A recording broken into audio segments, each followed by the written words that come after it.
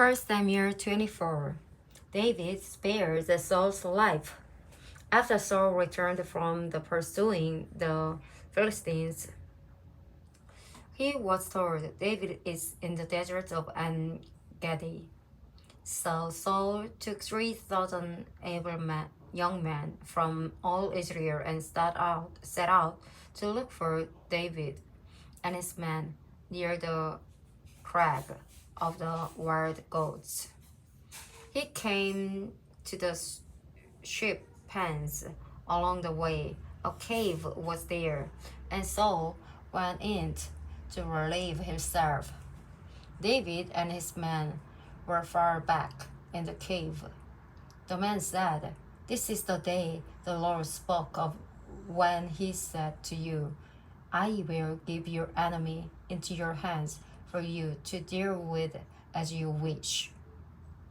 Then David crept up unnoticed and cut off a corner of Saul's robe. Afterward, David was conscious stricken for having cut off a corner of his robe.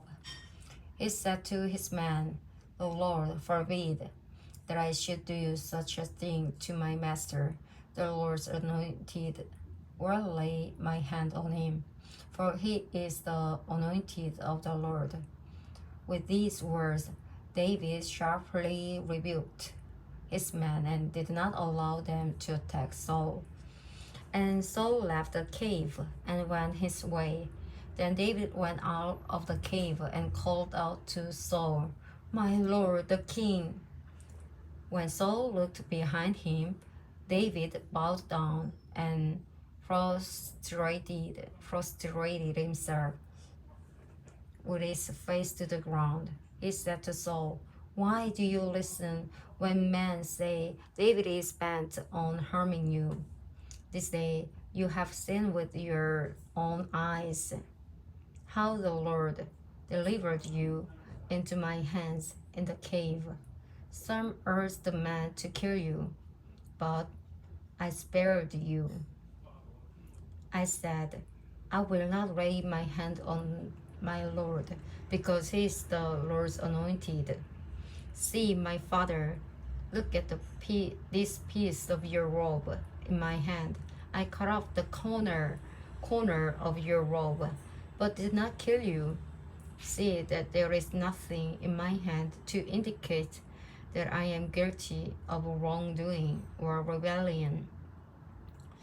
I have not wronged you, but you are hunting me down to take my life. May the Lord judge between you and me, and may the Lord avenge the wrongs you have done to me, but my hand will not touch you." As the old saying goes, from evildoers come evil deeds, so my hand will not touch you. Against whom has the king of Israel come out? Who are you pursuing? A dead dog? A flea? May the Lord be our judge and decide between us.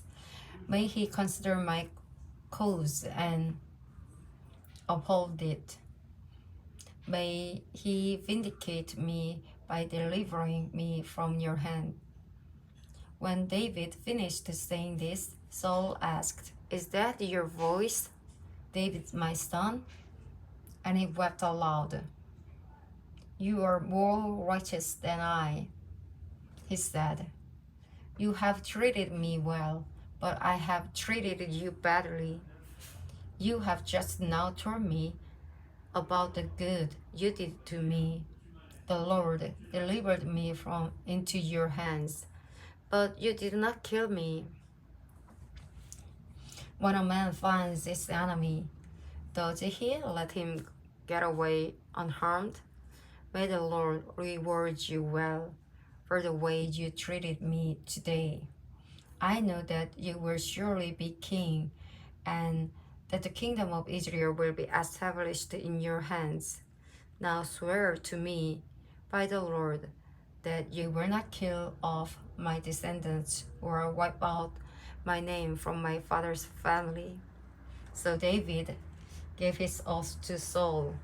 Then Saul returned home, but David and his men went up to the stronghold.